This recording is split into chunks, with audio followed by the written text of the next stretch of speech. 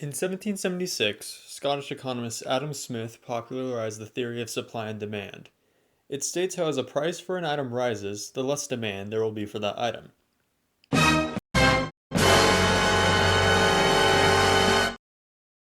Obviously, not all of us have read Mr. Smith's work.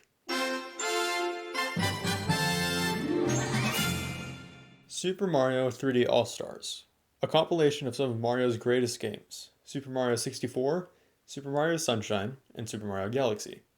All these games did amazingly well on their own, so all of them bundled together on the Switch should be an outstanding success, right? Well, it was, yet somehow it also kind of wasn't. Let me explain. I'm Josh, and this is 1 year later.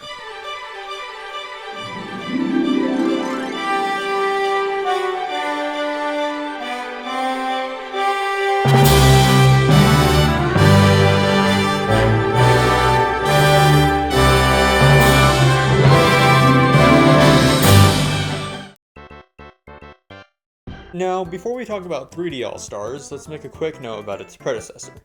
Super Mario All-Stars, no 3D in there, released for the Super Famicom and the Super Nintendo Entertainment System on July 14th, 1993 in Japan, August 11th in North America, and on December 16th for the PAL regions. It was a compilation of all the Mario platformers on the system prior, the Famicom or the Nintendo Entertainment System. It included Super Mario Bros. 1, 2, and 3, and depending on where you lived, either Super Mario USA in Japan, or Super Mario Bros. The Lost Levels everywhere else, which was just the other region's version of Super Mario Bros. 2. However, these weren't just straight ROM dumps onto a Super Nintendo cartridge.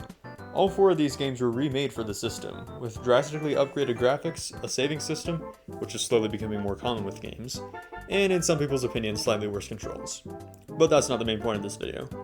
The point is, they put significant effort into the game, and it sold super well, so well that they added Super Mario World to it, and also made it a pack-in with the system.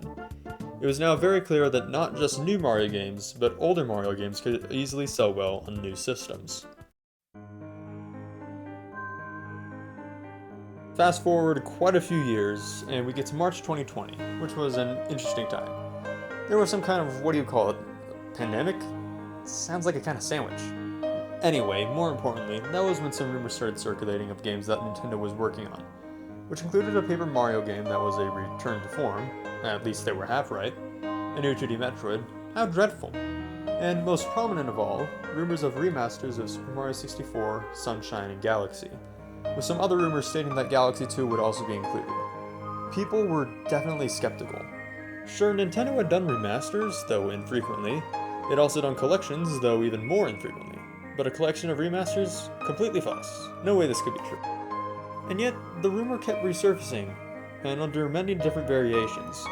They were all separate remasters, or 64 and Sunshine were separated, but both Galaxy games would be a double pack.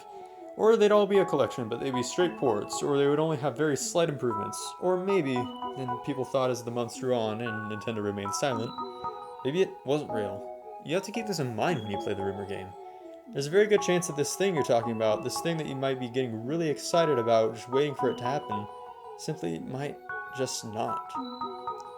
But, in early September, Nintendo broke their silence.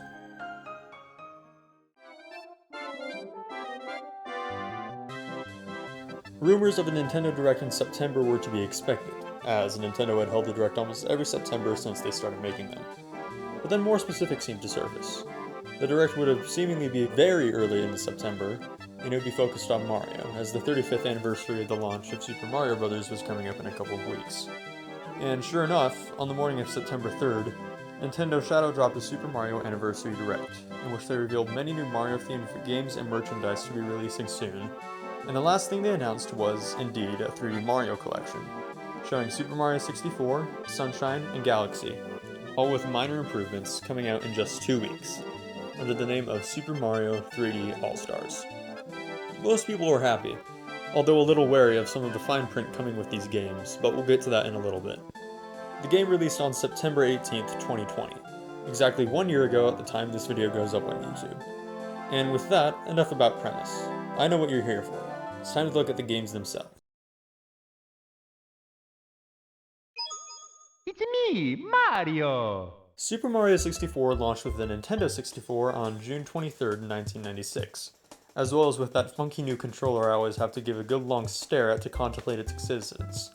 Believe it or not, the N64 controller was made with Mario 64 in mind, but don't worry, you don't need to scramble for an N64 controller adapter, you won't find one anyway. Your Joy-Con or Pro Controller will work fine, as long as they don't drift.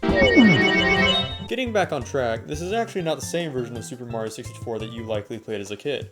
And no, your copy of the game was not personalized. I'm just betting on the fact that most of my English-speaking audience did not have access to a Japanese Nintendo 64 and a copy of the Shindu version. Unless you had good connections in Japan and or knew how to region unlock your system. In which case, congrats, you were way more accomplished than I was as a kid. But I'm getting off on a tangent again. Anyway, the version of Mario 64 used in 3D All-Stars is an upscaled translation of the Shindu version of the game. A sort of updated version, if you will, that was only released in Japan. It didn't change anything that would be immediately obvious to the casual player, except for controller rumble. The changes it's likely most famous for is a removal of a few things. For one, the programmers noticed the glitch now known as the backwards long jump, or the BLJ, which could allow players to skip most of the game if they could pull it off successfully. The Shindu version has slightly altered code that no longer makes this glitch possible, to the chagrin of many speedrunners. The other change that is more well known is a voice line change. In the original release, sometimes when Mario threw Bowser he would say, So long, Bowser! Charles Martinet, who voices Mario, has said in interviews that he said, "So long, King of Bowser," for the voice line. But of course, many people hear it as "So long, Gay Bowser." However, in the Shindu version, as well as in 3D All-Stars, this line has been replaced by a simple Bye-bye! People have speculated that the change in the Shindu version was because the original line could easily be considered offensive, but there's actually a much simpler explanation. You see, in Japan, Bowser isn't called Bowser. He's known as King Koopa, or sometimes just Koopa. So the developers felt like for a version of the game that would only be released in Japan, where the bad guy isn't called Bowser, then have Mario call him Bowser, it wouldn't make much sense, so they just used the bye-bye line instead. Oh, and also if you press ZR on the title screen, you'll get this. Good times. And that's all the major changes to Mario 64. The resolution is better, and you can actually tell that the life icon is Mario's face now. But other than that, it's the same old Mario 64. Peach is trapped in the castle, jump into the paintings to get stars, check in the courtyard to make sure L is still real, get 70 stars to beat Bowser, and all 120 if you want to go to the roof, and see if they fixed Yoshi's dialogue. Spoiler alert, they didn't. And then contemplate why you spent 2 hours on that wing cap stage on the top floor just to see this. All in all, Super Mario 64 is still a great game, but after 25 years, even for a Mario game, it's really starting to show its age. Turning can sometimes be hard for no good reason, and the camera is as uncooperative as it was all those years ago. Also, some of the stars near the end of the game are just brutal, and if you want to get them all, more power to you, because you'll need it. But enough ragging on the game. This is still a fine piece of work, and if you have 3D All-Stars and haven't touched 64 for some reason, give it a try. It's at least worth your time to beat it. 100% completing it? That's up to you. Here we go!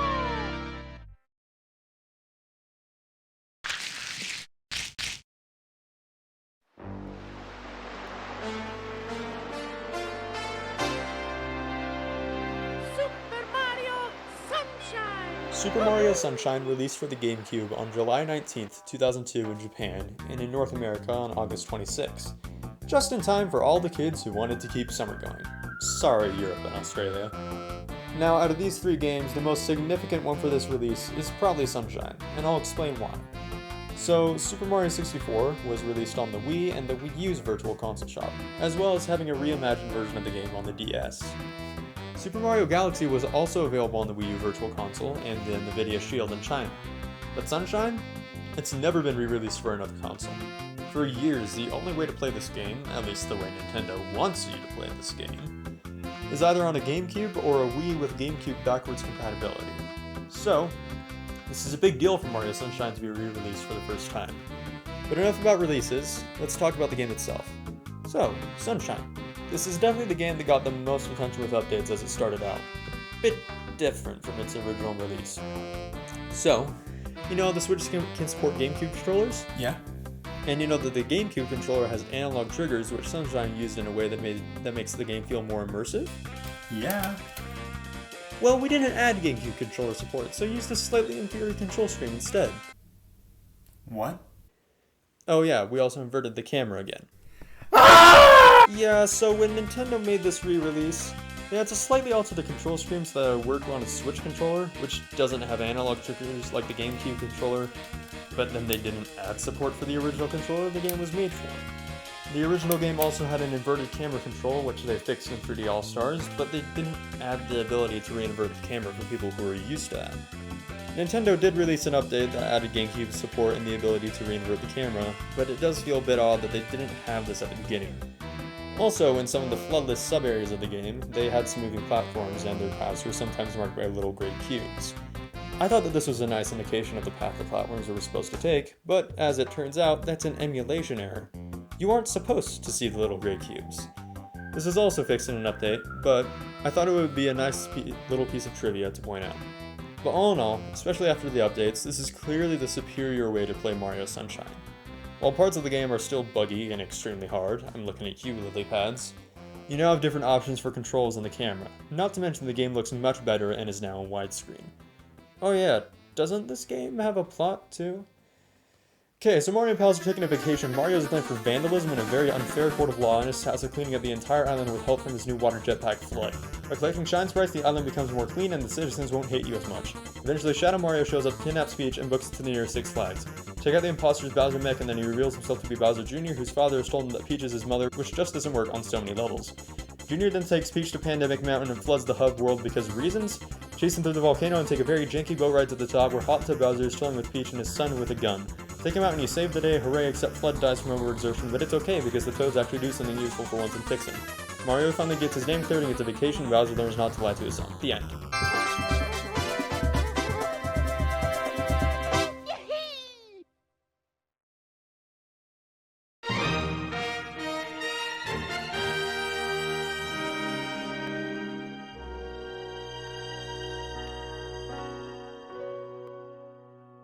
The most recent game in this collection, Super Mario Galaxy, was released on November 1st, 2007 for the Wii.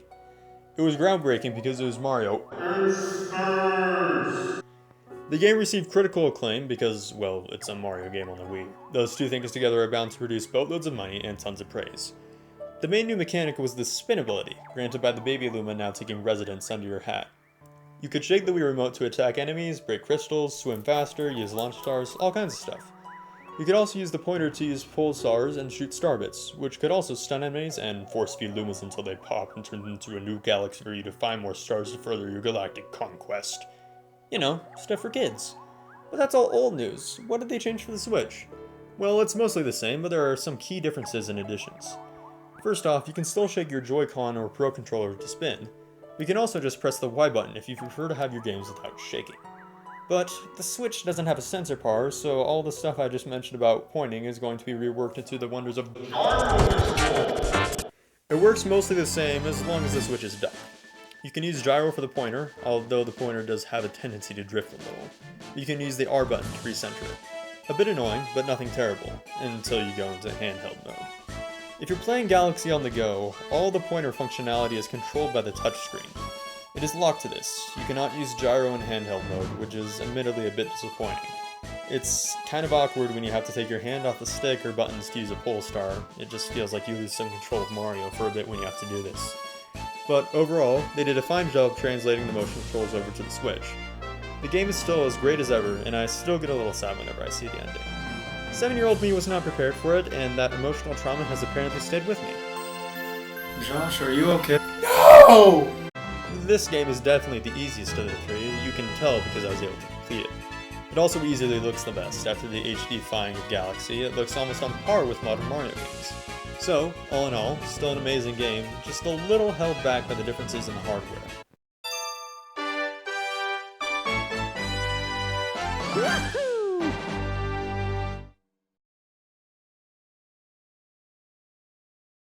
So, after looking at all these games, do you think the people are happy? Well, if you know the internet, I'll give you a wild guess. To be fair, a lot of people were genuinely happy with this release, as was I. But there were definitely a few factors that made people less than happy.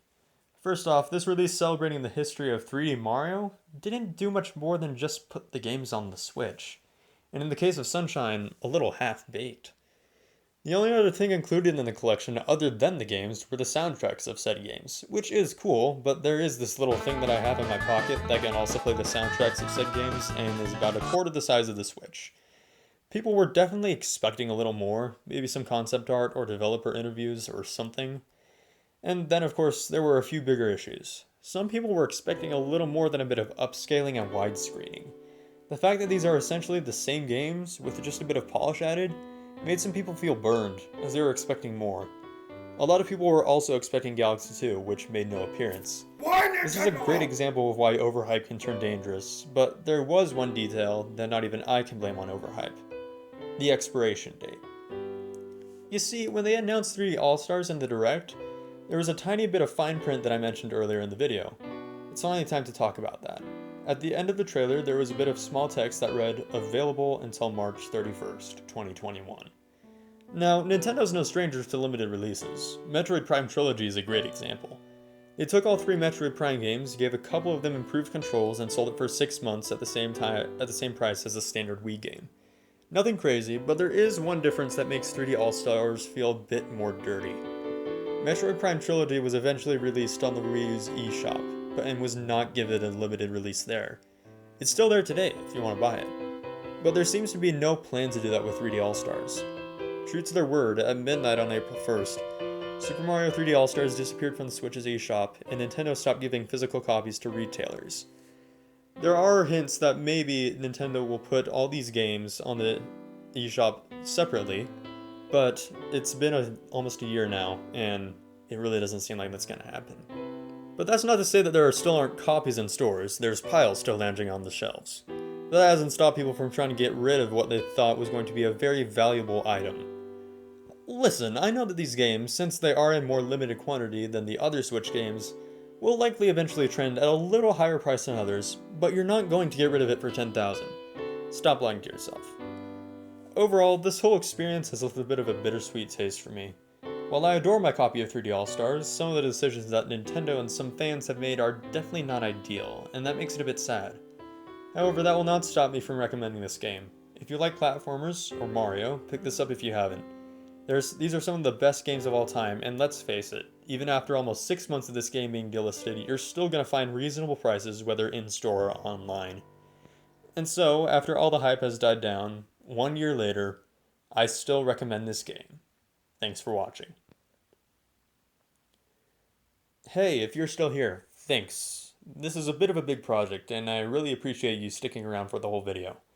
Let me know if you want to see me do another 1 year later review. I already have a few ideas kicking around. You can also subscribe if you want to, or not. It's your call. I'll see you all next time.